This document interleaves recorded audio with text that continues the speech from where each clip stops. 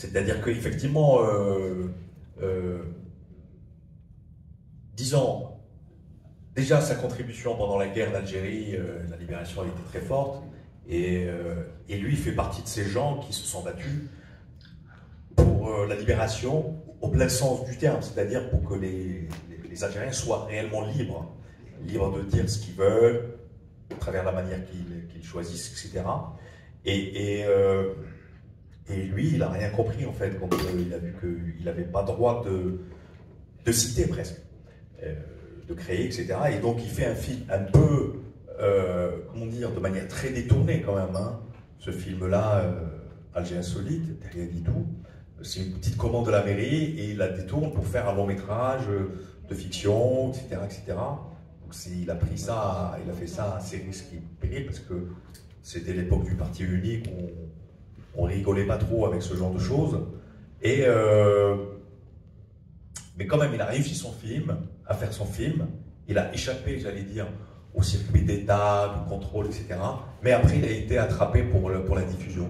Et donc, son film n'a été pas montré, à part par la cinémathèque algérienne, qui est jouant de service. Mais, voilà, c'était comme un film qui circulait un peu sous le manteau, hein, et la cinémathèque, bien sûr, il faut leur rendre. C'est ça qui était beau à l'époque en Algérie, c'est-à-dire il y avait des tendances au sein de l'État qui étaient psychorigides et un peu, bon voilà, qui aimaient bien quand même la censure, mais il y avait aussi d'autres tendances, notamment la cinémathèque algérienne, qui était d'ailleurs très tournée vers l'Afrique et qui, elle, en revanche, elle défendait vraiment la liberté de création.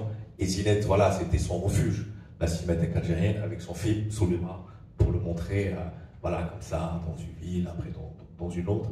Et puis, mais les gens qui avaient le pouvoir, j'allais dire, réel sur le cinéma algérien, qui était monopole d'État, hein, il ne faut pas l'oublier, eux, ils supportaient pas cet homme libre, quoi.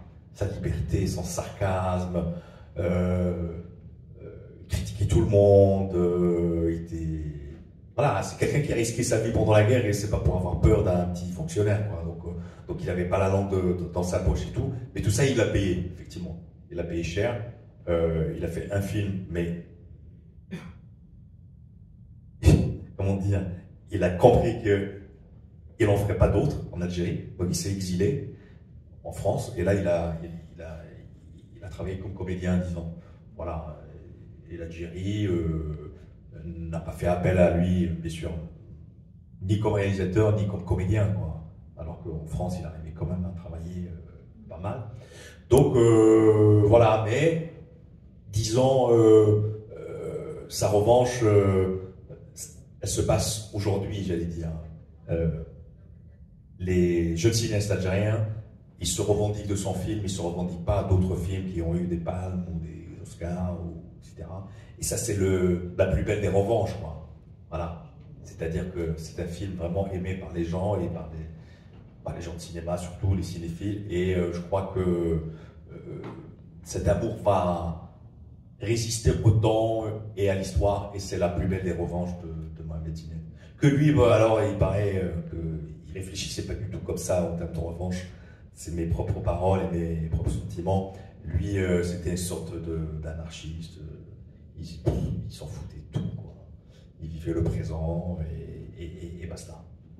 Ok. Je pose